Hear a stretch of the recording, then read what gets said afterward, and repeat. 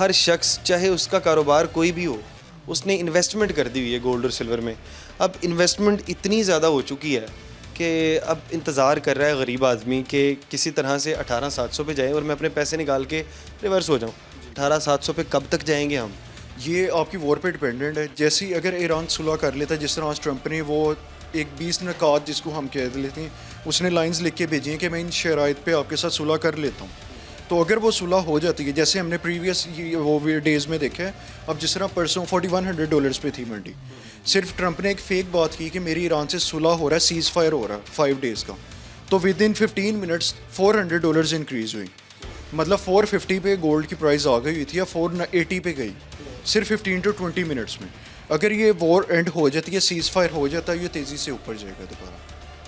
तो ये दोबारा रिवर्स 18,700 पे हमें चांदी मिल सकती इससे है? ऊपर भी मिल इससे सकती ऊपर ही मिल सकती है? जी जी। कितना टाइम लग सकता है? क्या 6 माह में होगा, क्या 3 माह में होगा, क्या 1 साल में होगा? ये विद इन टाइम का तो कोई भी नहीं आपको बता सकता, क्योंकि ये अनप्रेडिक्टेबल था जो भी हुआ। ये डाउनफॉल किसी ने नहीं कोई सोचा। प्रिडिक्ट नहीं कर सकता इस बात? नहीं, कोई भी नहीं कर सकता, किसी ने डाउनफॉल भी नहीं सोचा था। एक और बात हो रही थी पहले जी, चांदी 1 लाख रुपए तक भी पहुंच सकती है। क्या हो सकता है ऐसे कि चांदी 1 लाख रुपए तोले पे हो कभी?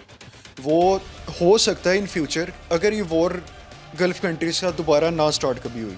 अच्छा, अभी वॉर नहीं होती 1 साल, क्या 2027 में 1 लाख रुपए पे चांदी हो सकती है? 1 लाख तक तो नहीं, 40,000 समथिंग पे पर तोला जा सकता था। 40,000 और 30,000, क्योंकि एक दो चीज़ें शुरू हो गई थी। एक, चाइना ने ट्रेड शुरू कर दी थी सिल्वर में।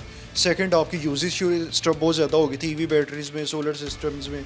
इसमें ज़्यादातर वो रेट ऊपर जाने के चांसेस इस वजह से, क्योंकि चाइना ट्रेड कर रहा था सिल्वर में। एक और बात नहीं, पहले इससे पहले हम ये भी बात करते रहे कि जितने भी सुनियार हैं, ज्वेलर्स हैं, कारोबार उनका कोई है नहीं है। यानी कि लोग अब ख़रीदने तो जो ज्वेलरी पहनने के लिए जो है ना, जिसे कहते हैं माला हो गई, अंगूठी हो गई, ये पहनने के लिए यूज्ड इस्तेमाल के लिए नहीं लेके जाती।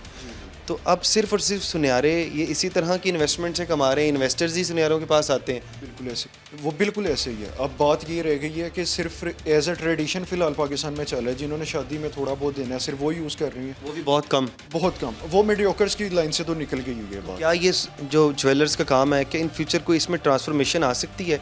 क्या इन फ्यूचर हमें ये जो नज़र आ रही हैं आपके माला बनी हुई नज़र आ रही हैं और गोल्ड की मुख्तलिफ ज्वेलरी बनी हुई नज़र आ रही है, क्या फ्यूचर में ये भी हो सकता है कि यहाँ पर बार्स पड़ी हों, चांदी की बार्स हों और गोल्ड की बार्स हों? क्या ट्रांसफॉर्मेशन आ सकती है? अब जैसे इन पास्ट, अगर हम पास्ट में चले जाएं, तो प्योर गोल्ड का काम बहुत कम लोग करते थे। अब इन फ्यूचर अब आहिस्ता आहिस्ता सारी ज्वेलर्स इस तरह मूव ऑन कर रही हैं।